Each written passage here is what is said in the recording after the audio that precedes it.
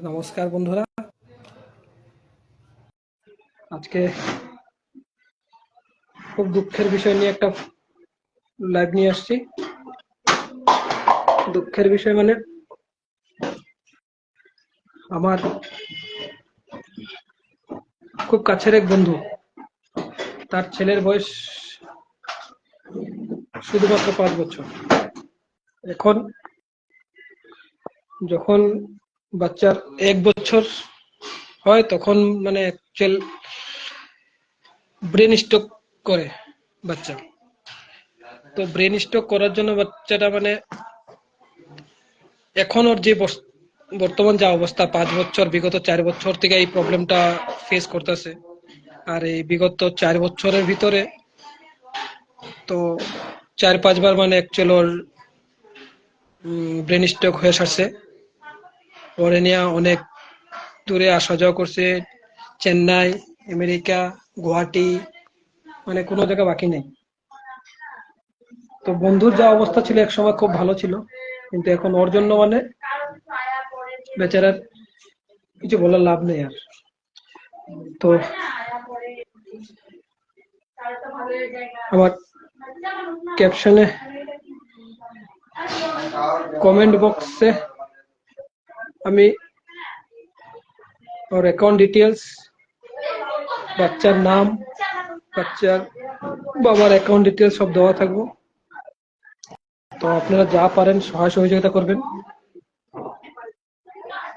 অল্প এসামিস করে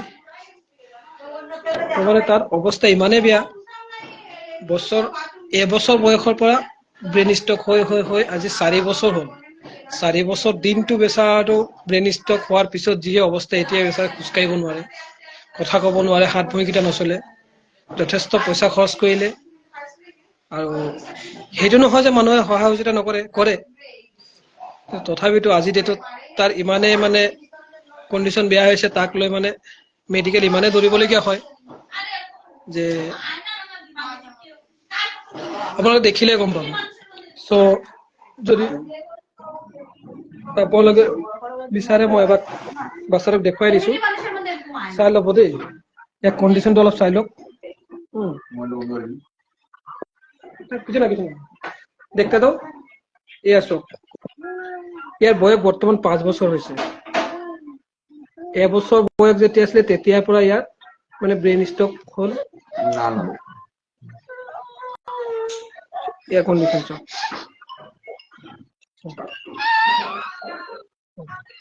চ' যিমানখিনি মই কথা জানো বেছি ভালকে দেউতাকে জানে।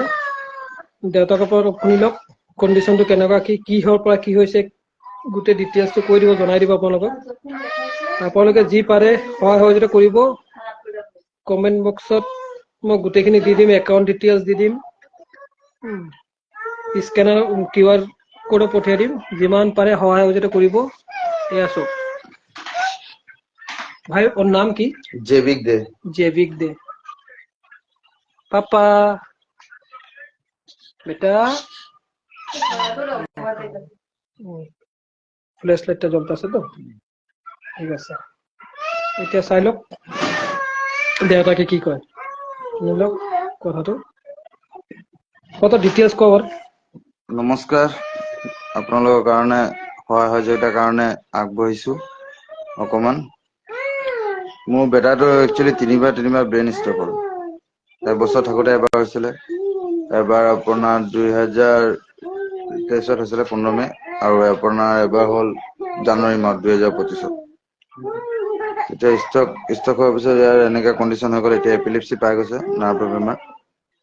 বহুত ট্ৰিটমেণ্ট কৰিলোঁ, বহুত বাহিৰলৈও গ'লোঁ, বহুত জেগাত গ'লোঁ, ভাল নাই হোৱা। এতিয়া আকৌ 3 মাহ পাছত যাব লাগে আমাৰ। সেইটো কাৰণে আপোনালোকৰ পৰা অকণমান সহযোগিতা বিচাৰিছোঁ। এতিয়া এপিলেপচি হৈছে, এপিলেপচিৰ কাৰণে নাৰ্ভ টানি থাকে, বহিব নোৱাৰে, খোজকাঢ়িব নোৱাৰে, মাত ওলাব নোৱাৰে, অকল কান্দিয়ে থাকে, আৰু টোপনি যোৱা টাইমতো অকল শান্তিকে থাকে। আপোনালোকৰ ওচৰত হাত জোৰ কৰি পিনে ইমানটো অনুৰোধ কৰিছোঁ যেনে আপোনালোকে সহায় সহযোগিতা কৰে আৰু। চ' বন্ধুসকল চাব, বৰ্তমান তাৰ যিটো কণ্ডিশ্যন হৈ আছে, এইটো কণ্ডিশ্যনে বেচাৰাজন মানে কি কম, মাক দেউতাকৰ মনৰ কথা বুজিব পাৰিছে আপোনালোকে। এইটো যিটো অৱস্থাত এইটো অৱস্থা যিটো দেখিছে বৰ্তমান কণ্ডিশ্যনটো যথেষ্ট বেছি বেয়া যথেষ্ট বেছি বেয়া তো এই বাচ্চাত এইটো অৱস্থাত 5 বছৰ মাক দেউতাকৰ কেনেকুৱা কি গৈছে কণ্ডিশ্যন আপোনালোকে নিজে গম পাইছে চ' মই অলপ কিছুমান মেডিকেল ৰিপৰ্ট আছে আপোনালোকক আগবঢ়াই দিছো চাই লওক কিছুমান ৰিপৰ্ট আছে চাই লওক চোন কেনেকুৱা বেয়া লাগিছে নহয় জানো 5 বছৰ ল'ৰা যিভাগে থাকে বাপেকে কয় আজি 5 বছৰ দেউতা বুলি মাত্ৰ নাই শুনা বুলি কয় এইটো কষ্টটো ইয়াতকে বেছি কষ্টটো আৰু কাৰণ নাই আৰু যিমান পাৰে শ্বেয়াৰ কৰক লাইভটো শ্বেয়াৰ কৰক শ্বেয়াৰ কৰিলে যিমান আগবাঢ়িব গম পাব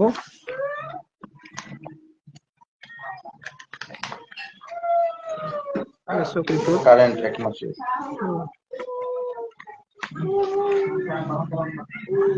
আরে বানাইছে তো বাবা চা খায় বাবা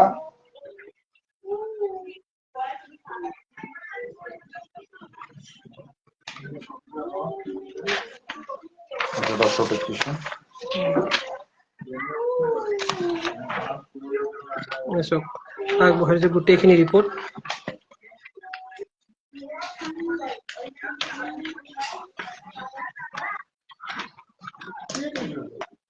বাবা মা কি করছে জানো বাবা দেখিছে গোটেইখিনিতে অলপ অলপ অলপ অলপ কিবা কিবি প্ৰব্লেম আছে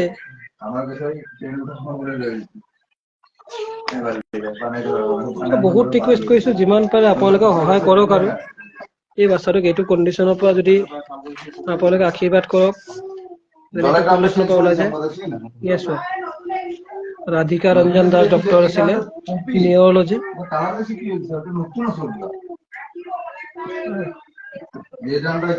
একদম কাৰেণ্ট এইকেইদিনত দেখুৱা 31 মাৰ্চত অকল মেডিচিনৰ ওপৰতে কৈ থাকে অকল মেডিচিনৰ ওপৰতে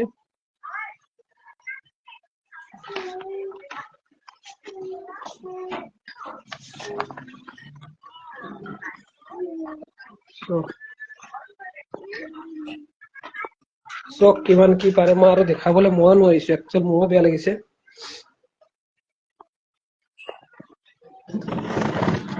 এনেকুৱা যেন কাৰো লগত নহয় ভিতৰৰ পৰা মোৰো বেয়া লাগে মোৰো ল'ৰা আছেতো বা আপোনালোকৰ বহুতো এনেকুৱা সৰু ল'ৰা ছোৱালী আছে ঘৰত কাৰো লগত যেন এনেকুৱা নহয় সেইটো কাৰণে অলপ প্ৰাৰ্থনা কৰি দিয়ক ভগৱানৰ ওচৰত অলপ সহায় কৰক আৰু এজনক মই গোটেইখিনি ডিটেইলছ আপোনাক দি দিম মই কমেন্ট বক্সত গোটেই ডিটেইলছ থাকিব একাউণ্ট ডিটেইলছ থাকিব তাৰপিছত অনলাইন পেমেন্টৰ ডিটেইলছ দিয়া থাকিব একদম হাত জোৰ কৰি আপোনালোকক মই কৈছো যে অলপ সহায় কৰক আৰু মই সদায় মোৰ নিজৰ বিজনেছক দিও সেইটো এইটো দিও কিন্তু আজি ডেটত মই আপোনালোকৰ ওচৰত আহিছো একমাত্ৰ এইটো কাৰণে যে ইয়াক অলপ সহায় কৰক ল'ৰাটো আৰু বেচাৰা বহুত কষ্টত আছে বহুত কষ্ট পায় মই যিমান পাৰিছো সিমান হেল্প কৰি দিছো বাৰু তাৰ পিছত আপোনালোকে অলপ প্লিজ সহায় কৰি দিয়ক আৰু বহুত কষ্ট পাইছে মানে আপোনালোকে ইমেজিন কৰিব পাৰিছে চাগে 1 বছৰ ল'ৰাটোৰ পৰা যেতিয়া 1 বছৰৰ পৰা ব্ৰেইন ষ্ট্ৰক হৈ আজি 4 বছৰ দিন হ'ল 4 বছৰ দিন ল'ৰাটো কিমান বিষ কিমান কষ্ট সহ্য কৰিছে আপোনালোকে ভাবিলে নিজে চকুৰে দেখিলেহে গম পাব মই তথাপিতো আপোনালোকক দেখুৱাই দিছো যিমান পাৰিছো তাতকে বেছি মই একচুৱেলি দেখাব পৰা নাই মোৰ ভিতৰত বহুত বেছি দুখ লাগিছে মোৰ চকু পানী একচুৱেলি ওলাই যায় এইবিলাক বস্তু মই ভালকে চাব নোৱাৰো কেনেকুৱা কষ্ট লাগে ইমান সৰু ল'ৰা চাওকচোন 5 বছৰ ল'ৰা দেউতাকে যেতিয়া কয় মোৰ লগত বহি দেউতাকে আজিকালি বেটেৰী ৰিক্সা চলাই জীৱন যাপন কৰিছে আৰু এটা টাইমত তাৰ নিজৰ মানে সাৰ্জিকেল আইটেমৰ ডিলাৰশ্বিপ আছিলে আজি ডেটত বেটেৰী ৰিক্সা ই ৰিক্সা লয় ঘূৰি ফুৰে ৰাস্তাই মাকৰ অৱস্থা চালে আপুনি এবাৰ গম পাব কেনেকুৱা হৈ আছে মাককো দেখুৱাই দিছো আপোনালোকক ইমানেই বেছি বেয়া মই যিটো মানে আপোনালোকক নিজৰ ভাষাত বুজাব নোৱাৰো, ইমানেই বেছি বেয়া লাগিছে। একচুৱেলি মই বহুত এইবিলাক বস্তু মোৰ কাৰণে অলপ সহ্য কৰিব পৰা নহয়। ময়ো আজি 1.5 বছৰ আগত ময়ো পাই থৈছো। মোৰ ল'ৰাটোৰ আগত বংকাইটিছ হৈছিলে, সেইটো টাইমত মোৰতো 10-15-20 দিনৰ ভিতৰত লৈ আহিছো, কিন্তু আজি ইমান দিন হৈ গ'ল, 4 বছৰ। কেনেকুৱা কি ফিল কৰিছে, কি হৈছে পেটত চাগে এসাঁজ ভাত খাবলৈও মানে সিহঁতৰ কাৰণে সেই প্ৰব্লেম পাইছে। চ' প্লিজ ৰিকুৱেষ্ট কৰিছো, যিমান পাৰে প্লিজ শ্বেয়াৰ কৰক ভিডিঅ', যিমান পাৰে শ্বেয়াৰ কৰক, যিমান পাৰে। আপোনালোকৰ এটা শ্বেয়াৰে যদি কিবা যদি অলপ সহায় পায় ল'ৰাটোৱে, ভগৱানো আপোনালোকক এবাৰ হ'লেও চাব। কিন্তু বহুত বেছি ডাঙৰ কথা নহয়, এটা শ্বেয়াৰে কৰিব লাগে। আৰু মই গোটেই একাউণ্ট ডিটেইলছত দি থম, যদি পাৰে, যি পাৰে, যোনে পাৰে। এইটো কোৱা নাই যে ইমানেই দিব লাগিব, যিমান পাৰে পাৰিলে আৰু। এইটো নহয় যে একদম জবৰদস্তি দিবই লাগিব, যিমান পাৰে আৰু। 1 টকা, 2 টকা, 5 টকা, 10 টকা, যিমান পাৰে, যাৰ যিমান সহযোগ মানে ক্ষমতা আছে। একচুৱেলি এজনে এইটো ইমান দিনতো মই এখেতক আহি থাকো, গৈ থাকো, ইমান দিন মই কৰা নাছিলো। এতিয়া মই কৈছো, একচুৱেলি মোৰ মানে ভেৰিফাইড একাউণ্ট হয়। ভেৰিফাইড একাউণ্ট কৰাৰ কাৰণেহে মই আগবাঢ়ি আহিছো আৰু। চ' মই যিটিখন বস্তু মই একাউণ্টত দিব নোৱাৰি, কিন্তু আজিৰ ডেটত মানে মই দি দিছো আৰু আপোনালোকক। মানে বহুত দুখ লগা ঘটনা। চব এবাৰ যদি পাৰে সহায় কৰক। মোৰ মানে বাচ্ছাটোক যিমান দেখো ইমানে বেছি বেয়া লাগে মোৰ। আপোনালোকে আকৌ এবাৰ চাব যদি বিচাৰে, মই দেখুৱাই দিছো। মই অলপ ইনভাইট কৰি লওক আৰু কিছুমান ফ্ৰেণ্ড। এই কষ্টটো সহ্য কৰিব পৰা হিচাপত নহয় আৰু।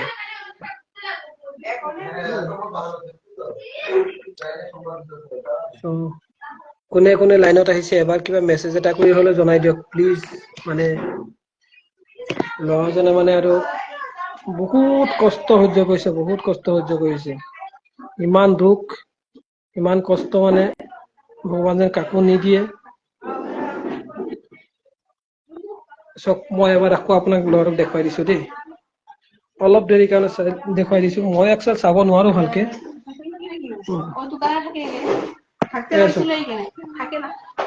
বাপেকে মৰম কৰিছে, চাই লওক। দেখিছে বাপেকৰ মৰম দেখিছে। বাপেকটো কান্দিব নোৱাৰে।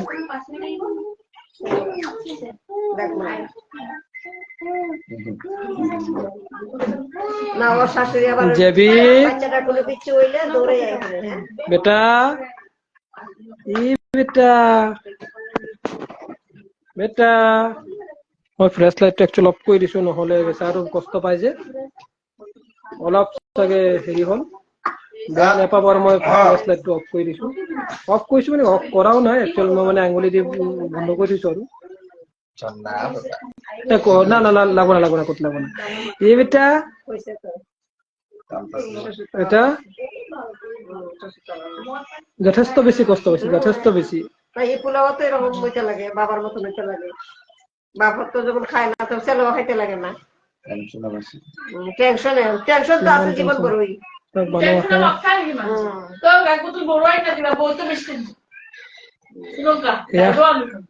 এবাৰ মাকৰ অৱস্থা চাই লওক, কেনেকুৱা অৱস্থা হৈ আছে।